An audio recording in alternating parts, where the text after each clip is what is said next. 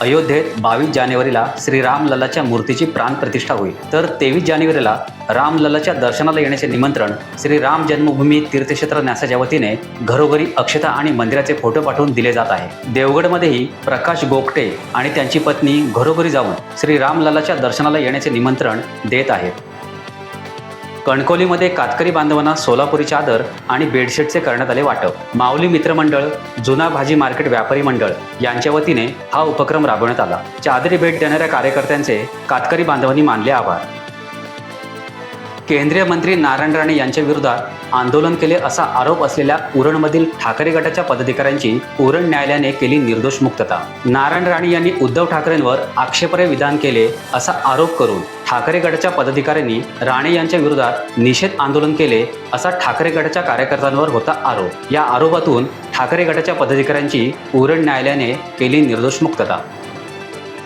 खालापूर पत्रकार संघ, प्रसोल कंपनी, पाताळगंगा संवर्धन ट्रस्ट, वरद विनायक देवस्थान महड आणि RR Jhunjhunwala Shankara I hospital यांच्या संयुक्त विद्यमाने मोफत मोतीबिंदू शस्त्रक्रिया शिबिर नुकतेच पार पडले। या शिबिराचा 179 रुग्णांनी घेतला लाभ। शिबिराप्रमाणेच प्लास्टिक मुक्त पाताळगंगेसाठीही कापडी पिशव्यांचे करण्यात आले वाटप। या बहुविध उपक्रमांचे नागरिकांमधून होते कौतुक।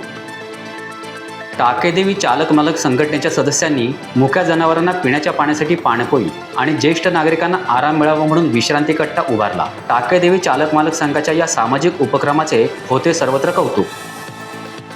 अटल सागरी सेतूचे उद्घाटन झाल्यावर रोज या मार्गावरून हजारो वाहनांची ये-जा सुरू झाली। त्यापैकी अनेकांना पुलावर थांबून सेल्फी काढण्याचा मोह आवरत नाही। अशाच सेल्फी काढणाऱ्या 120 हौशी वाहन चालकांना मुंबई वाहतूक पोलिसांनी दंड आकारला आहे।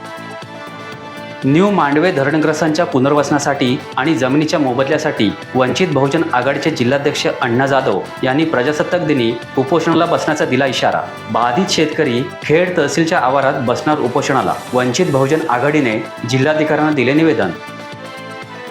नगरपंचायत वाघवे वैभववाडी आणि रोटरी क्लबने आयोजित केलेल्या वैभववाडी महोत्सवात रस्सीखेच स्पर्धेतील विजेत्यांना आमदार नितेश राणे यांच्या हस्ते आले गौरवण्यात। या स्पर्धेत भगवती सांगुळवाडी संघ विजेता तर गणेशनगर वैभववाडी संघ उपविजेता ठरला। नगराध्यक्षांसह नगरसेवक आणि रोटरीचे सदस्य यावेळी उपस्थित होते।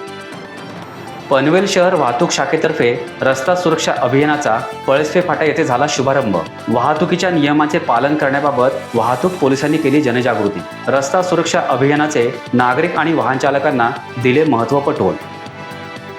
सावंतवाडीत व्हरेनियम क्लाउड लिमिटेड या कंपनीच्या प्रधान कार्यालयाचे झाले उद्घाटन। कंपनीच्या माध्यमातून गरजू तरुण तरुणींना मिळणार रोजगार, मॅनेजिंग डायरेक्टर हर्षवर्धन साबळे यांनी दिली माहिती।